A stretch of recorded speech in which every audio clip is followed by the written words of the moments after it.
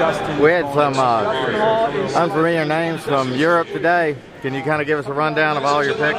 Well, again, a little bit more difficult and challenging not having a second and fourth round pick. We tried to move up in a few scenarios that didn't work out.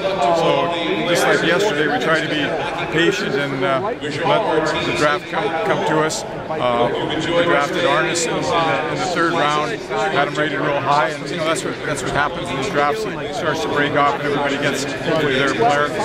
Very comparable to Jonathan Blum, who our fans are going to see this year. Western Hockey League defenseman, American-born. He's got very skillful defensemen. So we think that's where the game is going. Unless you're going to be successful in the NHL, you need a defenseman that have the skill to get the puck to the forwards, and he can do that.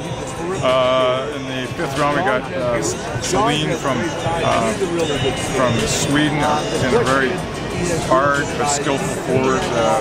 Just a really good skater.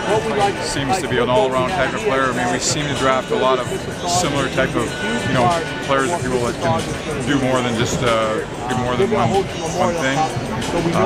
In the last couple of rounds, we got a player from Germany, Elsner, another hard player, just up and coming. Again, I think you have to understand later rounds here that there's obviously the reason why you get them in the last round versus the first round, so they got things to work on.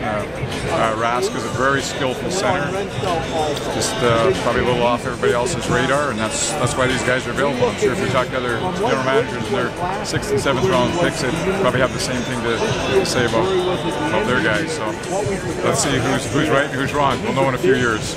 So you have confidence in your European scouting department? Our scouting's been really good, so we're real happy. Arneson seems like a player that would be a prototypical Predator. I asked him about being 1 of 20 all in every night, and he seemed to be ready for that. I like that.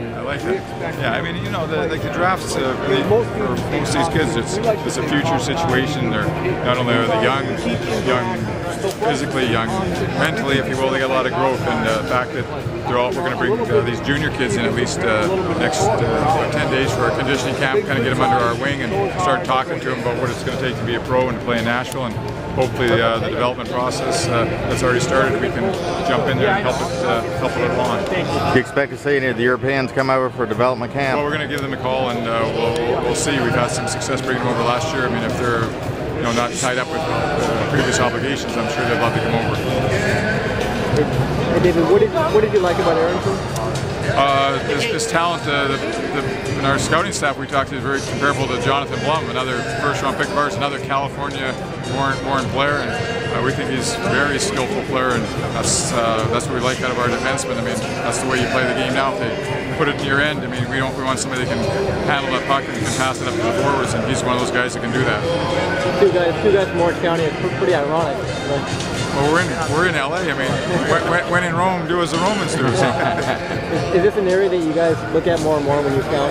Well, I mean, honestly, we didn't see them in Orange County. We saw them playing in major juniors. So. Was Arneson a guy that you expected to be there when you picked him in the third round? Well, I can tell me he was the first player we had rated for that round. So the fact that we drafted near the back of the round, that was good for us.